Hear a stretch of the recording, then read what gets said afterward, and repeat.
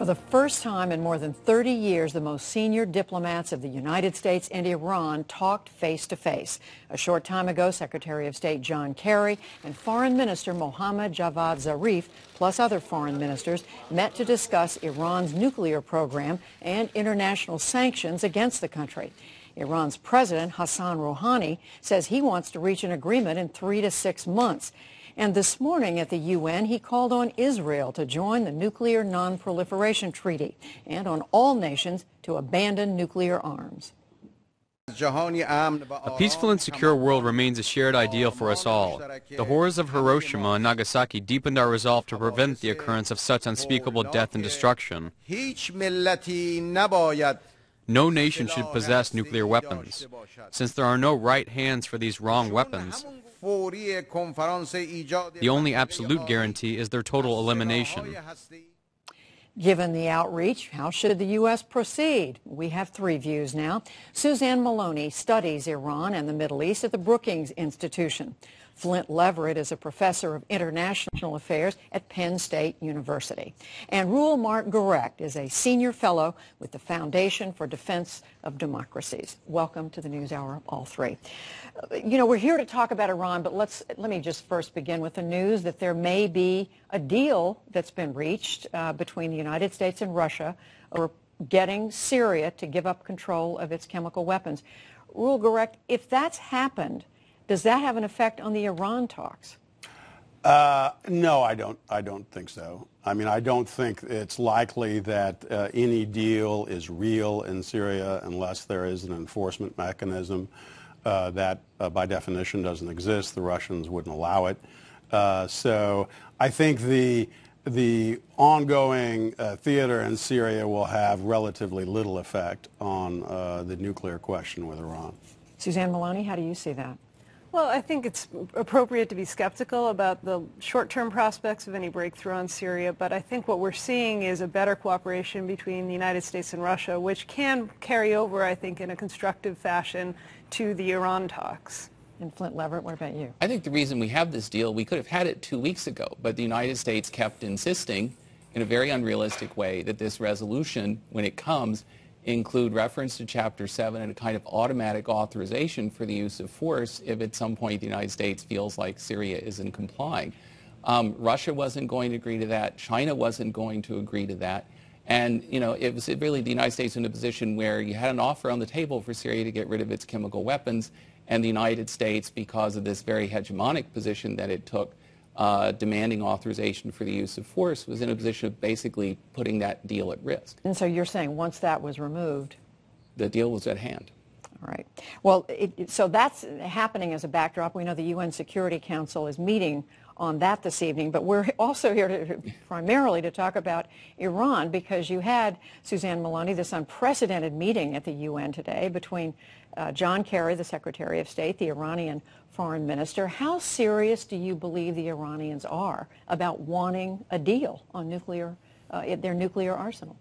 I think, in fact, they are quite serious, perhaps more serious than they've ever been at any point in their history, not simply about trying to get to more progress on the nuclear issue, but in fact potentially exploring a broader breakthrough with the United States. We are seeing really what has come to fruition through the election of Hassan Rouhani, someone who's a moderate, intended to unite the government, but really to fix a problem, fix this standoff with the international community that has resulted in tremendously severe sanctions and widespread difficulties for the Iranian economy.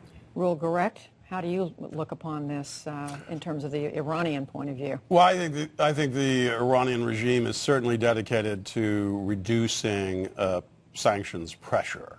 I don't think that Hassan Rouhani, who was there from the beginning on the Iranian nuclear weapons program, has any intention whatsoever of seeing that program, which has been at the core of the Iranian military strategy for 20 years, to give it up. I don't think Khamenei has any intention of giving up, and I don't think the Revolutionary Guard Corps that oversees the program has any intention of giving it up. So this is just a pretense? Is that what you're... I don't think it's a pretense. I think they want to explore the possibilities for making limited concessions and see what type of economic relief they could get. I think it's actually going to be very difficult for the Iranians to make substantial reductions in their nuclear program. I think they're probably, contrary to what President Rouhani said, he wants to settle this in 3 to 6 months. I could see this dragging on for quite some time, and I could see the Iranians being content with that if they can figure out some means to split the Americans from the Europeans and get sanctions relief. Flint Leverett, how do you read the Iranians? I think the Iranians are very serious about doing a nuclear deal along the lines that President Rouhani and his foreign minister Javad Zarif have been outlining.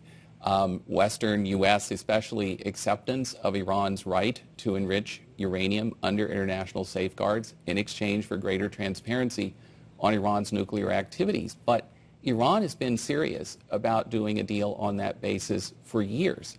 Ayatollah Khamenei, the supreme leader, has talked about this being the essential formula for a deal well before Dr. Rouhani was elected president. The issue is whether the United States, whether the Obama administration is prepared to do a deal on the basis of the Non-Proliferation Treaty, recognize Iran's right to enrich, and then talk about the conditions under which that happens. Suzanne Maloney, he's saying the question is really more with the Americans than it is with the Iranians. I think that's an unfair characterization of the Obama administration's policy. Look, this was an administration that was prepared to do a small concession, a confidence-building move with the Iranians in 2009, shortly after the brutal repression of the Iranian people in the contested election, re-election of Mahmoud Ahmadinejad. The Obama administration has sought persistently to get a deal with the Iranians.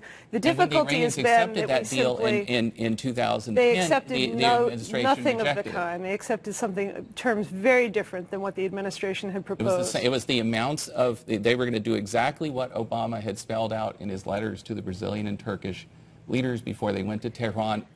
Iran took that deal, and then the Obama administration couldn't take yes for an answer. You want to finish your point? I think the distinction now is that we have the most serious set of negotiators from the Iranian side, and that we have real pressure, real incentive from their side to do a deal. I tend to be more optimistic than Reuel here in terms of the timeline. The Iranians want a deal, and they want something quickly. They've made that very clear. Mainly because of the sanctions. Because of the sanctions, and because President Rouhani was elected on the promise of improving the economy, improving Iran's status in the world. He needs to deliver. Reuel Gerecht, why isn't that something that is plausible?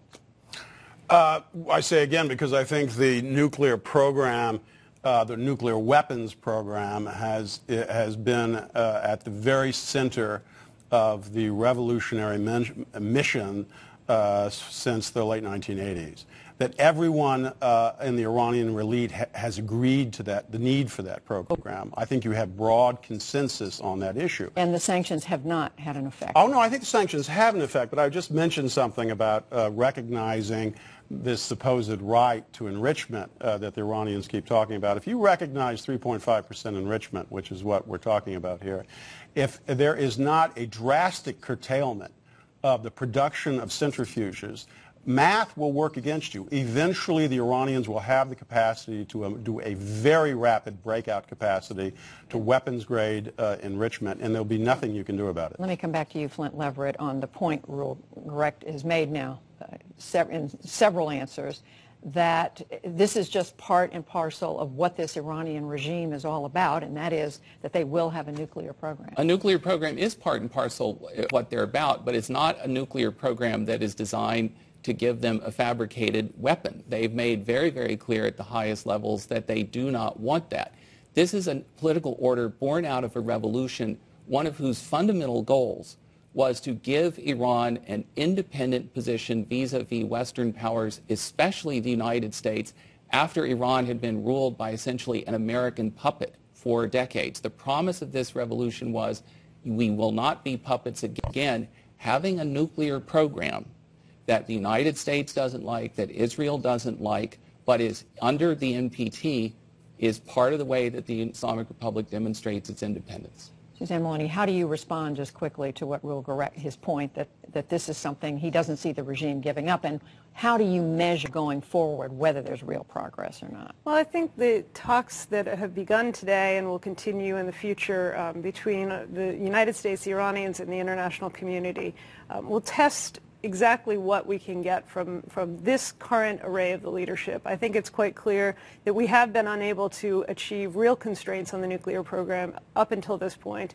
What we need to know from the Iranians is are they prepared to go not just for transparency, which is a sort of promise that President Rouhani and others have made, that is to say they'll allow more inspections, they'll have more leeway for inspectors within the country, but are they in fact prepared to cap their enrichment at qualitative level, and are they prepared to cap the size of the program and the scope of the program, and potentially even constrain particularly sensitive dimensions of the program, such as the Iraq heavy water plant due to come online next year? We know the talks are supposed to continue in Geneva in the coming weeks. Suzanne Maloney, Reuel Gerecht, Flint Leverett, we thank you all three.